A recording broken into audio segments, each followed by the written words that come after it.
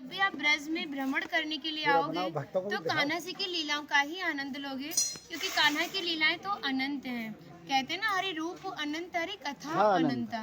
लेकिन जब भी आप भांडीर वन में प्रवेश करोगे, कभी शास्त्रों का अध्ययन करोगे या किसी के मुखार विंद से श्रवण करोगे तो ज्ञात होगा कि भांडीर वन में एकमात्र लीला नहीं है, यहाँ पे हमारी 14 लीलाओं का उल्लेख है। प्रथम लीला श्री जी के विवाह की मानी जाती है, लेकिन सबसे बड़ा ग्रंथ श्रीमद् भागवत जी को माना जाता है।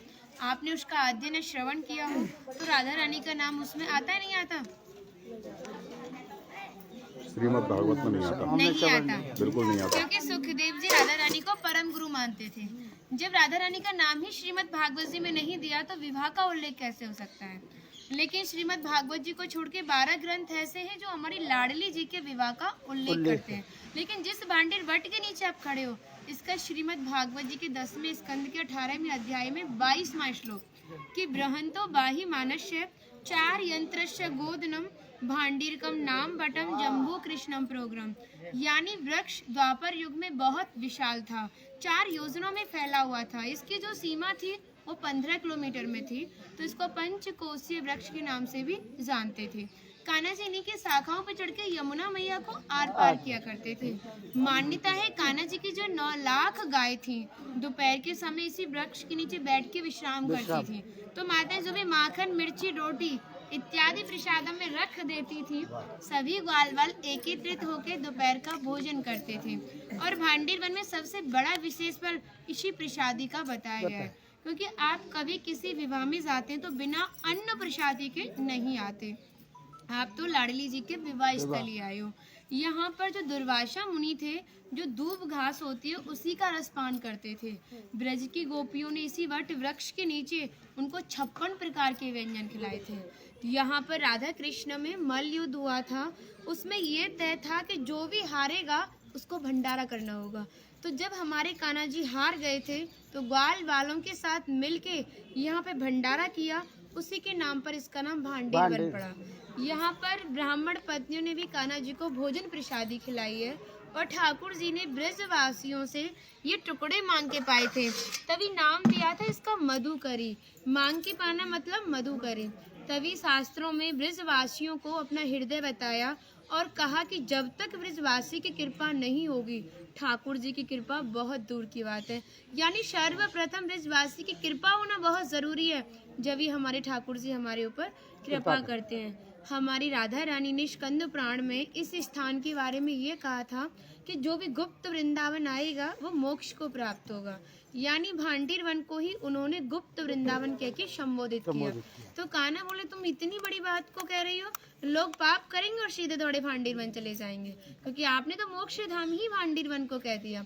तब हमारी लाडली जी ने कहा, नहीं कान्हा, मैं जिस पर विशेष कृपा करूंगी, जिसके प्रति मेरी भक्ति भाव दोनों सच्चे हैं और भक्त मेरी शादी में उपस्थित है।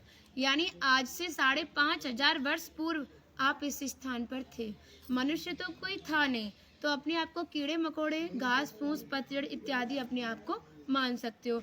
जो भक्त उनकी शादी में उपस्थित था वो भक्त कई बार वृंदावन आएगा, जब जाके गुप्त वृंदावन आएगा, और डायरेक्टली नहीं, किसी न किसी के माध्यम से।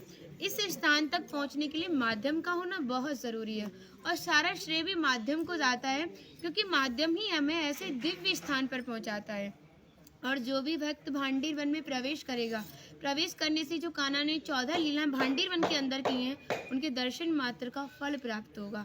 और जो भी यहाँ की एक किनका प्रसादी पाएगा और एक रात्रि निवास करेगा, वो इस ब्रज गौलोक धाम से वैकुंठ गौलोक धाम को जाएगा, क्योंकि जो हमारे ठाकुर जी ने गौलोक धाम को इस 84 कोस में ही बांटा है।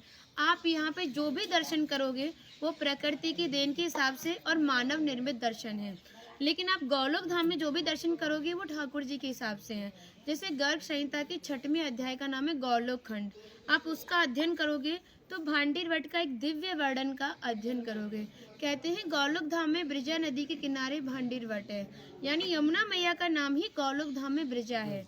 तो यहाँ पर भी आप एक भांडीर वट के दर्शन कर रहे हो। कहते हैं लोकनाथ प्रभु जी ने कहा है कि अगर भक्त इस भांडीर वट का दर्शन कर ले, दर्शन मात्र से, स्पर्श की तो बात बहुत दूर की बात है, दर्शन मात्र से ही उसे दोबारा गर्भ में जाना नहीं पड़ता।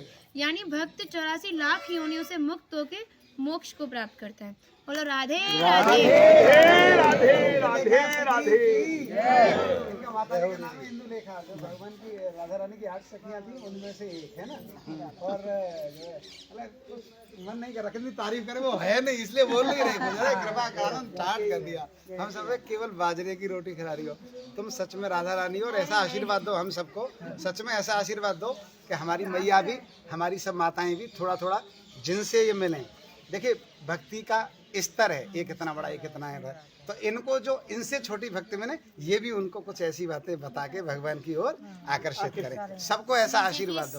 आप ब्रजवासी हो इसलिए सक्षम हो, दे बहुत सकती भक्ति हो। बढ़े और ब्रज में वास मिले। जय हो। कहने से पहले कह दिया आपने।